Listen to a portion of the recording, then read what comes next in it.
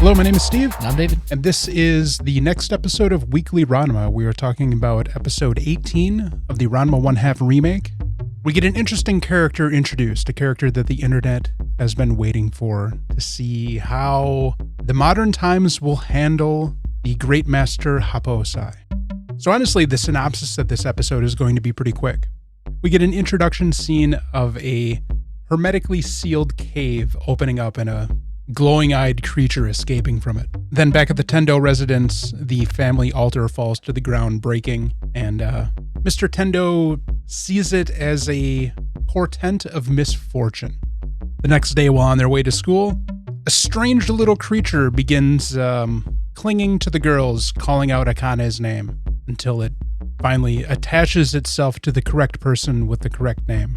We find out pretty quickly, once it follows them back home, that this is the gentleman, if you could say that, who trained both Mr. Saotome and Mr. Tendo in the Anything Goes martial arts. Happosai is here to pass on the legacy of the school to essentially his heir. Both of the gentlemen try to get out of it, and Genma offers up his son Ranma. Once Happosai realizes that Ranma is not a girl, he decides that he will be a good training candidate to take over the school of Anything Goes martial arts.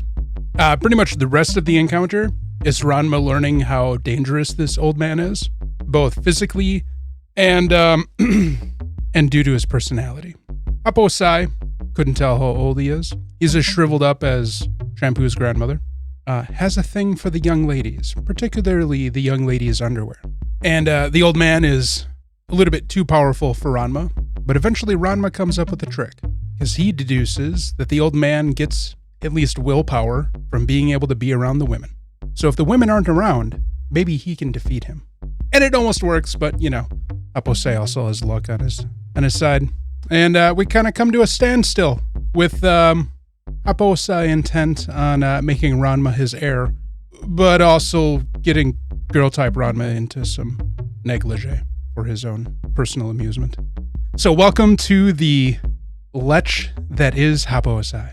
Oh, and we got some Ryoga action too, because he wanted to help defend Akane's honor, as Happosai realized that Akane sleeps with the pigs, so if he dresses as the pig, maybe he can sleep with Akane too.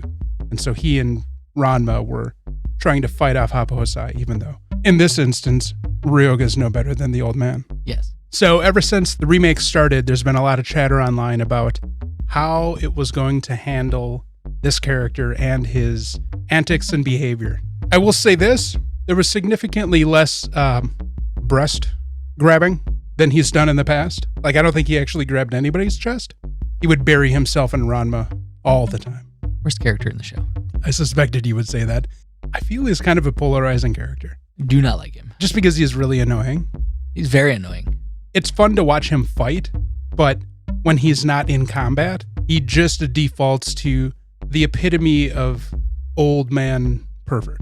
I was so ready for Genma and Soun to seal him in a concrete brick and drop him to the bottom of the ocean. Well, they tried that, and, you know, it took them getting him blind drunk, and then he chided them for failing, not taking the final step of actually just killing him. He's not going to fall for their tricks again. Ranma, on the other hand, as he's already shown, he's got some different tactics to use against the old man. Soun and Genma are the most cowardice characters that you're going to run into in Ranma. They would love to rid themselves of their master, but they're more afraid of him than they are desperate to get rid of him. I mean, they're not strong. Their children are stronger than them. We don't ever see Soun fight. I thought it was hilarious. Genma, like... Oh, when they're, like, exuding their battle aura to fight each other? Yeah. They both turned into, like, kaijus, and then they both got exhausted because that's all they could do. It also just goes to show Genma really likes being a panda. He's a huge fan of being a panda because it suits his personality well. You just lay around and eat all day long. Yeah. You have no responsibilities. He only turns into human-type Genma just to talk. And even then, he relies a lot on his signage. His signs were pretty peak this episode. The signage has been quite minimal compared to what the original anime adaptation was. But no, Happosai is a problematic stereotype that needs to die. Fair. I mean, you know, he's not there to be liked. He's there as an antagonist. I don't know how much he'll be around. What I'm interested to see I thought Cologne was annoying, and I like Cologne more than I like Happosai. That's the correct way to approach it. Because it happened in an amount of times in the earlier adaptation, I wonder if we're going to get Cologne and Happosai in each other's orbits anytime soon in this adaptation. Because I don't know how much they interacted in the manga. They interacted in amount of times in the first adaptation. But who knows? Maybe they'll just destroy each other and we'll never have to worry about it ever again. There were plot lines like that where they did battle. But they're both too strong and too stubborn to die. They both could just die right now and I wouldn't miss them. Something tells me Happosai's got a bit more to do. I hate Happosai. Any other thoughts with the episode? Akane bringing Ranma tea and steam buns was cute. You know what it made me think of? Huh. Just the way that they were positioned. It made me think of the scene from Erased where they're hiding out in the bus. Oh, yeah. It really reminded me of that for some reason. There's the lighting and everything and the way Yeah. Akane was wearing her winter stuff. Yeah. Love how Ranma just lit a fire in the middle of nowhere. In the city. Yeah, in the city. It's like, did you find the wood for that? Like, For probably the past 10 years or so, his father's just raised him in the middle of nowhere, wandering all throughout Japan and into China.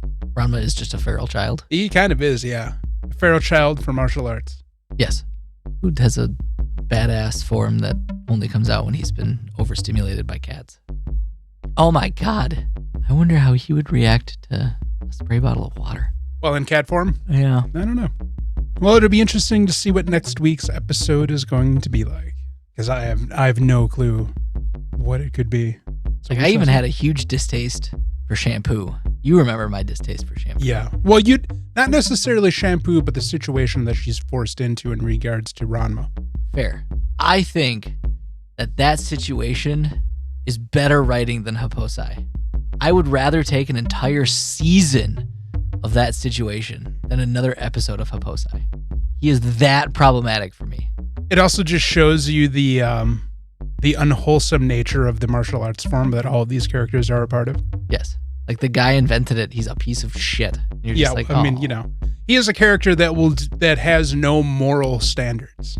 There is no bar for him to cross. Like he's worse than Master Roshi. He is similar to Master Roshi in personality and position within the story. But at least Master Roshi cares about his students. No, all he cares about is the fact that they need to be strong in order to carry on his teachings. Yes. Roshi cares about Goku and Krillin and all them. Yeah, Happosai does not. So at least Roshi has redeeming qualities, even though he is also a lecherous pervert. But still. Yeah. At least you can like Roshi because he fights to protect the people he cares about and has redeemed himself sometimes out of his lecherous nature. Sure. Even though he's still just a lecher. But Happosai just does none of that. You're just you're just a stereotype. You are just a problem. You sexually identify as a problem. And he is an antagonist in the story. He's not going away. Thanos snap him out of existence. Come on. Why is it always the bad people that get to live to be a bajillion years old in anime? That happens in real life too. Only the good die young. Don't put real life in my TV shows. He's just so small too. He and Cologne are the same size. You're right. She has hair, so she looks longer or bigger. Yeah, and they're also probably about the same level of danger too. You know what I just realized they look like? They look like Kappa. Kappa's the weird turtle water demon thing from Japanese folklore. Oh god. Don't they kind of look like Kappa? Yeah, they're hideous. Especially their mouths. No, thank you. We got anything else? All right. Well, thanks for listening. Let us know your thoughts on the unavoidable return of Happosai. And if anybody who's listening who has read the manga wants to spoil it and let me know if he and Cologne ever cross paths in the real story. I'm actually really interested to know if that happens. So don't forget to check out the Wednesday episodes of Anime Plus, where we are currently working our way through the main storyline of the Universal Century of Gundam. This week, we talked about the second compilation movie for Zeta Gundam, which was called Lovers. Aptly titled. You'll have to check it out if you don't know why it was called that. Other than that, don't forget to like and subscribe.